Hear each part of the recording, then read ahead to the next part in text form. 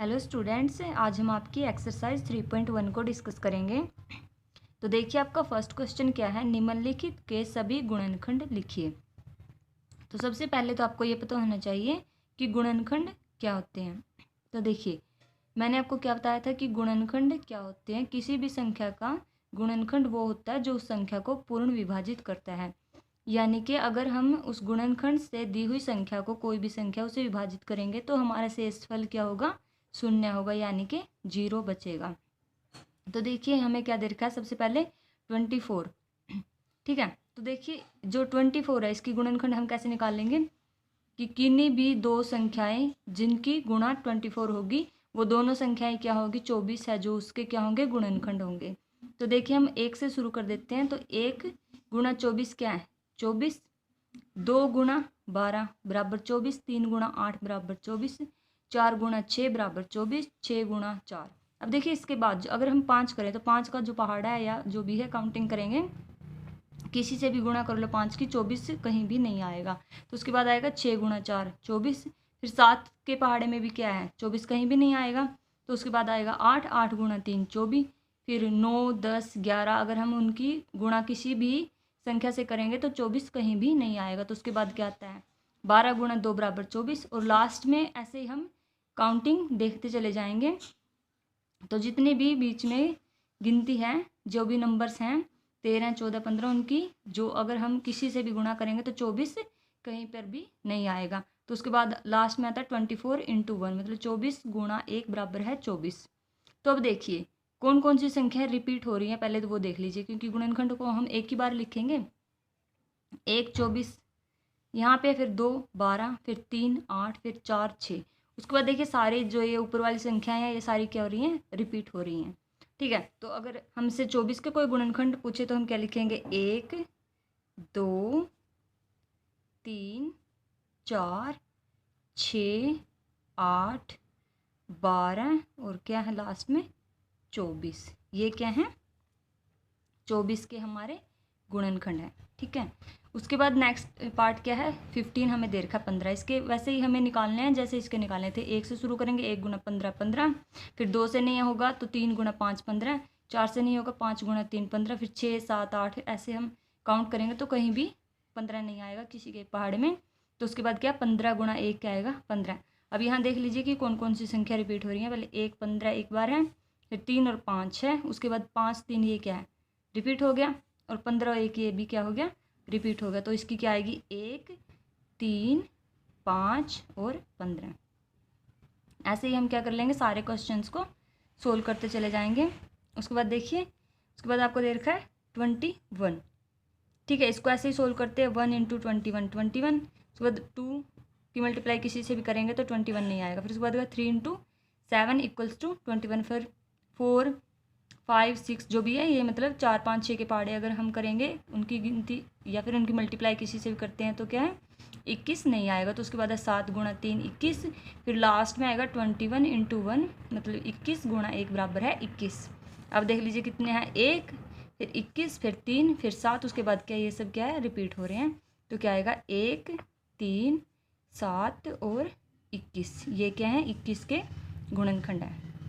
उसके बाद देखिए 27। ऐसे ही 27 को करेंगे तो कैसे होगा, 1 गुणा 27 27। फिर 3 गुणा 9 27। फिर 9 गुणा 3 27। फिर 27 गुणा 1 27। ठीक है, उसके अलावा अगर हम कोई भी देखें, 4 का 5 का 6 का जो भी इनके पहाड़े अगर हम देखें भी, उनकी गुणा किसी से भी करें 27 कहीं पर भी नहीं आएगा। ठीक है, तो इसके जो गुणनखंड है वो क्या होंगे, 1 3 9 और लास्ट में है 27 यानी 27। ये क्या है, 27 के गुणनखंड है। उसके बाद नेक्स्ट क्वेश्चन है 12। ऐसे इसको भी कर लीजिए। 1 गुणा 12 12। 2 गुणा 6 12। 3 गुणा 4 12। 4 गुणा 3 12। 5 के पहाड़े में नहीं आएगा। 6 गुणा 2 12। फिर 7 8 9 10 11 में कहीं पर भी 12 नहीं आएगा। उसके बाद 12 गुणा 1 होगा 12। तो इसके जो है इसके गुणनखंड या फैक्टर्स क्या होंगे, 1 2 3 4 फिर 6 फिर 12। इसके अलावा क्या है, कोई भी इसमें फैक्टर नहीं है। आप देख लीजिए क्योंकि बाद में क्या ये रिपीट हो रही थी संख्याएं। तो इसके फैक्टर्स क्या होंगे, 1 2 3 4 6 और 12 ये क्या, 12 के गुणनखंड हैं सारे, ठीक है। उसके बाद सेकंड क्वेश्चन देखिए, निम्नलिखित संख्याओं के प्रथम 5 गुणज लिखिए। प्रथम 5 इसने पूछ रखे, और क्या पूछ रखे, गुणज। अब गुणज क्या होता है, गुणज यानी कि मल्टीपल, यानी कि अगर हम उस संख्या के किसी से भी गुणा करेंगे तो जो भी संख्या आएगी वो क्या होगा, उस दी हुई संख्या का क्या होगा, गुणज होगा। जैसे हमें 5 दे रखा, 5 की 1 से गुणा करेंगे तो 5, 2 से करेंगे 10, 3 से करेंगे 15, 4 से करेंगे 20, 5 से करेंगे तो 25। और क्या पूछ रखे, प्रथम 5 पूछ रखे हैं, तो ये क्या हो गए, 5 हो गए। तो ठीक है, तो इसके प्रथम 5 गुणज कौन से हैं, 5, 10, 15, 20 और 25, ठीक है। उसके बाद 8 के देख लीजिए ऐसे ही, 8 गुणा 1 8, 8 गुणा 2 16, गुणा 3 24, 8 गुणा 4 32, 8 गुणा 5 40। तो इसके प्रथम 5 गुणज कौन से होंगे, 8, 16, 24, 32 और 40। उसके बाद ऐसे ही 9 के देख लीजिए, 9 गुणा 1 9, 9 गुणा 2 18, 9 गुणा 3 27, 9 गुणा 4 36, 9 गुणा 5 45, ठीक है। तो इसके क्या आएंगे गुणज 9 के, 9, 18, 27, 36 और क्या 45 यानी 45। क्या पूछ रखे, सिर्फ प्रथम 5 गुणज पूछ रखे थे। अगर इनसे आगे पूछे थे तो हम क्या 6, 7, 8, 9, 10 जो भी है उससे गुणा करते चले जाते और वो क्या हो जाते हमारे इन संख्याओं के गुणज आ जाते। आपका नेक्स्ट क्वेश्चन देखिए, स्तंभ 1 की संख्याओं का स्तंभ 2 के साथ मिलान कीजिए। यानी कि ये दो हमें क्या दे रखे हैं, स्तंभ दे रखे, कोई दो सीरीज आपको दे रखी है, इन्हें क्या करना है, हमें मिलान करना है कि कौन सा किसके साथ सही मिलाप होगा, ठीक है। अब देखिए यहाँ पे तो हमें संख्याएं दे रखी है और इस साइड क्या दे रखा, 8 का गुणज 7 का गुणज जो भी है, ऐसे संख्या कुछ हमें इन्होंने इन्फॉर्मेशन दे रखी है, ठीक है। तो अब हम क्या करेंगे, इस साइड से तो क्या करते हैं, हम इस साइड से देखते हैं, ठीक है। देखिए पहले क्या, 8 का गुणज।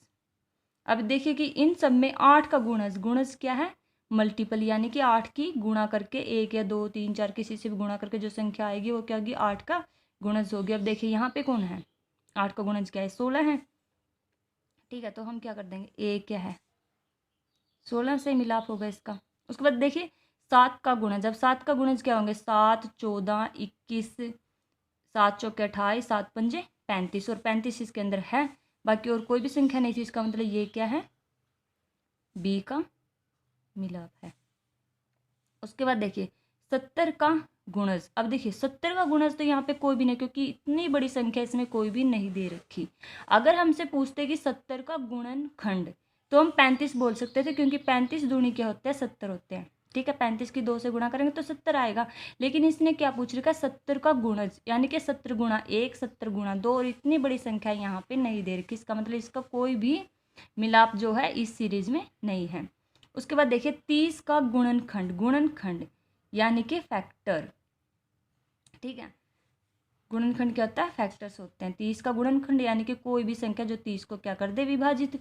और यहाँ पे ऐसी संख्या है 15, 15 क्या है, 15 दूनी 30 होते हैं, तो 15 क्या इसका विभाजित कर सकती है, तो ये क्या होगा, इसका मिलाप। उसके बाद है 50 का गुणनखंड, यानी कि कोई भी ऐसी संख्या जो 50 को विभाजित कर दे वो क्या है, 25, ये इसका। और लास्ट में है 20 का गुणनखंड। अब 20 को कोई भी संख्या विभाजित कर दे तो क्या 20 विभाजित कर सकते हैं, 20 को 20 से डिवाइड करेंगे तो क्या आ जाएगा 1। तो यानी कि ये क्या है, इसका सही मिलाप है। तो ये क्या था, हमारे दोनों स्तंभ का सही मिलान है ये, ठीक है।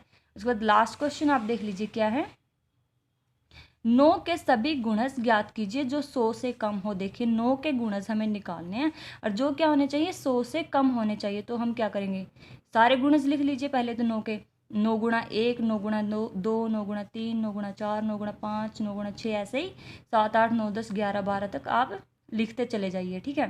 पहाड़ा ही सोच लीजिए उसका 10 तक लिखेंगे, फिर उसके बाद 9 की गुणा 11 से, 9 की गुणा 12 से, हम ऐसे करते चले जाएंगे, ठीक है। उसके बाद देखिए इसने क्या बोल रखा है कि 100 से कम होने चाहिए। हमें पता है 9 भी उससे छोटा है, 18 भी, 27 भी, 36 भी, 45 भी, 54 भी, 63 भी, 72 भी, 81 भी, 90 भी और 99 भी। ये तो संख्याएं क्या है सारी 9 उससे 100 से क्या है, छोटी है। लेकिन जो ये 108 है ये क्या है, 100 से बड़ा है। इसका मतलब ये उसका गुणज नहीं है, गुणज तो है लेकिन 100 से छोटा नहीं है। तो इस क्वेश्चन के अंदर ये नहीं आएगा, ठीक है।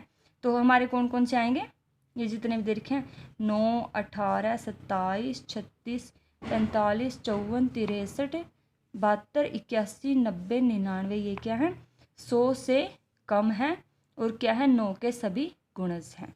तो ये थी आपकी एक्सरसाइज 3.1। यहाँ आपकी फर्स्ट एक्सरसाइज कंप्लीट होती है।